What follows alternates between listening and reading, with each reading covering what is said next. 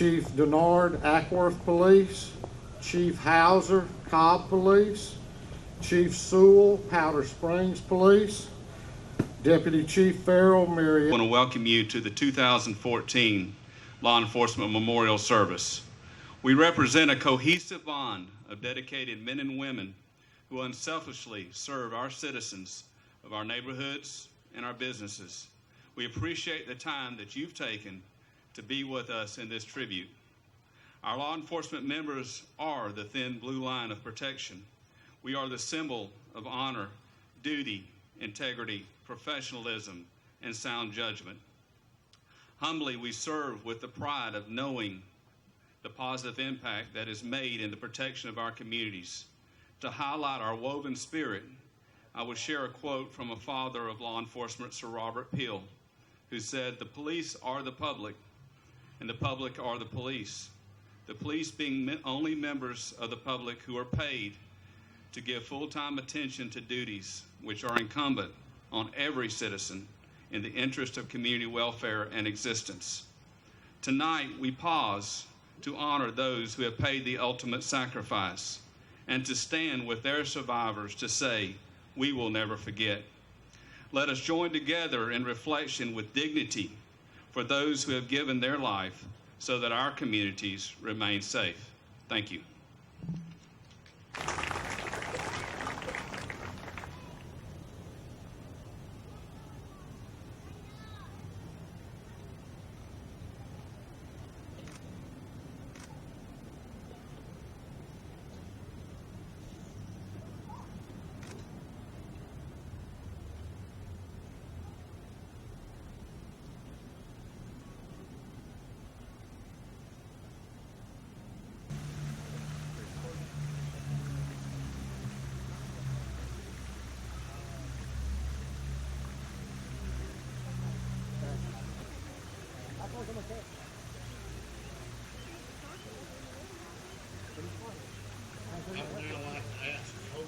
Heroes in blue. The long wailing scream pierces calmness of the day. 20 motorcycles lead a slow parade. Our 330,000 members, located in all 50 states of these United States, I bring you greetings from our executive board. I want to thank the Cobb County FOP for giving me the honor of addressing you here today. It's always an honor and a humbling experience to talk about the men and women of law enforcement who have given the ultimate sacrifice in the performance of their duties. Dr. Billy Graham once said, "Courage is contagious. When a brave man takes a stand, the spine of others are stiffened." This quote is used very often to describe acts of courage. And if we could ask the heroes that we come here today to honor, they would all say, "I was just doing my job." Well, for us that wear a badge, a star, or a shield, we all know that paying the ultimate sacrifice could occur, but none of us would agree that they were just doing their jobs. They did their jobs with the highest degree of loyalty and courage, and their actions went far beyond the call of duty. In Cobb County, 13 law enforcement officers have paid that ultimate sacrifice. And in their collective efforts to protect the citizens of this county, they have represented hundreds and thousands of other officers who have spent a career with the same responsibility to protect the citizens of this county.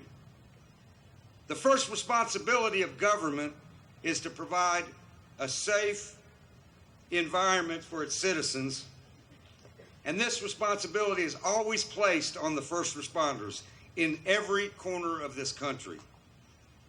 And in these times, the duty to protect our citizens has become even more visible due to the electronic age that we live in.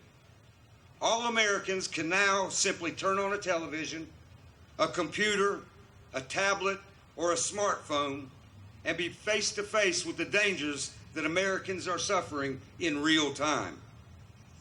We were all glued to our televisions when the federal building exploded in Oklahoma City in the 1990s. We were all glued to our televisions in 2001 when planes flew into the World Trade Center, then into the Pentagon, and then into a grassy knoll in Pennsylvania. And we were again glued to our televisions when bombs exploded on the streets of Boston last year. These were separate acts of cowardice and terrorism, but there was one constant in all of them. As good citizens fled from danger, America's first responders ran into those sites to do all in their power to protect their fellow citizens. And that is what makes good people heroes. This is what sets them apart from many who would resist that call to action. Please don't think I'm faulting people for being fearful. These heroes had the same fears, the same worries, the same desire to flee, but they didn't. They did what they were trained to do, what they had been sworn to do, and what they knew they had to do. President John F. Kennedy said, "Great crisis produce great men and great deeds of courage."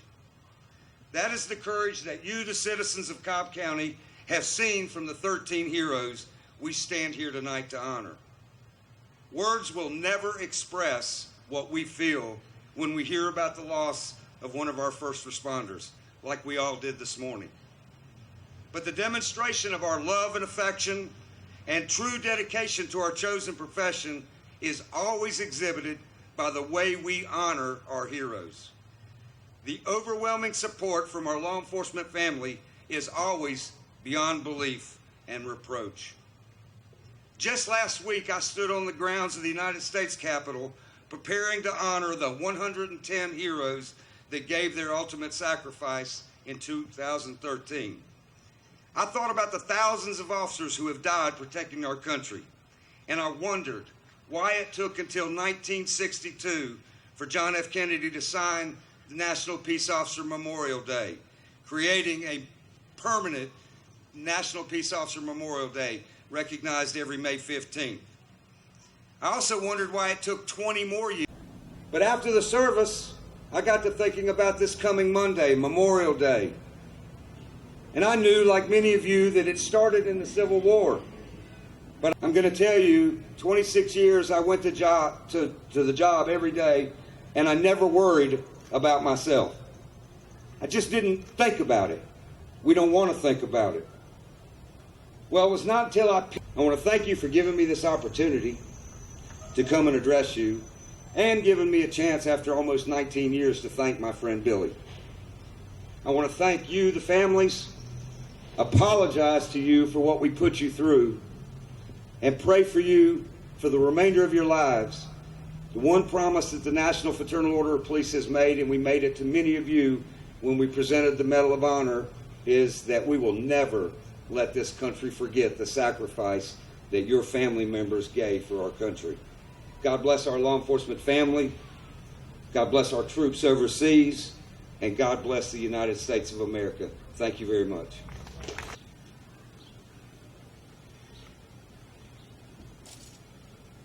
they're bringing it out. They're bringing it in. Go ahead and cut the wool.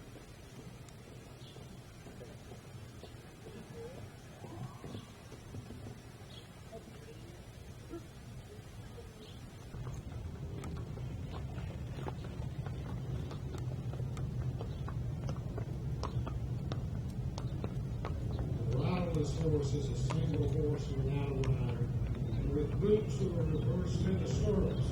The rider of this horse is a single, simple black riding boots or reversed in the stirrups that represent a fallen leader looking back on his troops for the last time.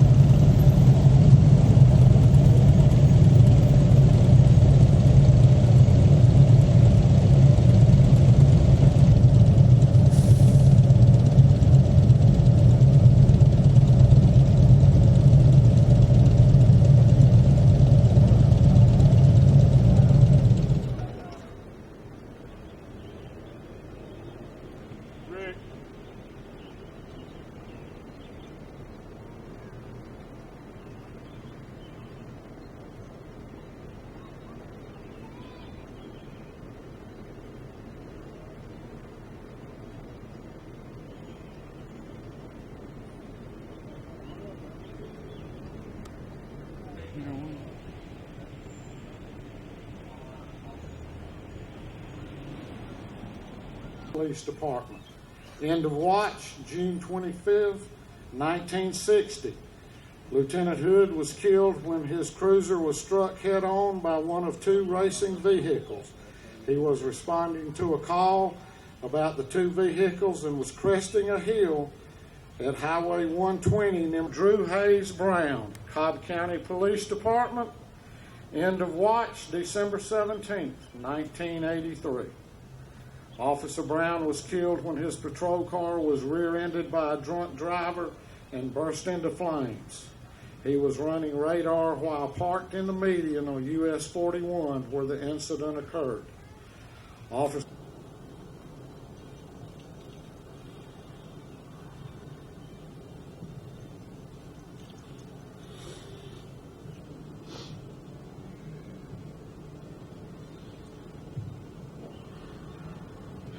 Corporal Fuller was killed in an automobile accident on a sharp curve while responding to an officer-involved shooting. Corporal Fuller had served with the agency in an industrial park in a high-crime area. Officer Ingram noticed the man walking in the area wearing black fatigues and carrying a black bag. Sometime during the stop, the suspect shot Officer Ingram, robbed him, and then shot him execution style. Officer Ingram has served with the Cobb County Police Department for 2 years. He is July 24th, 1999. Sergeant Reeves was shot and killed during a SWAT raid. Sergeant Reeves was on the SWAT team entering a house during a standoff.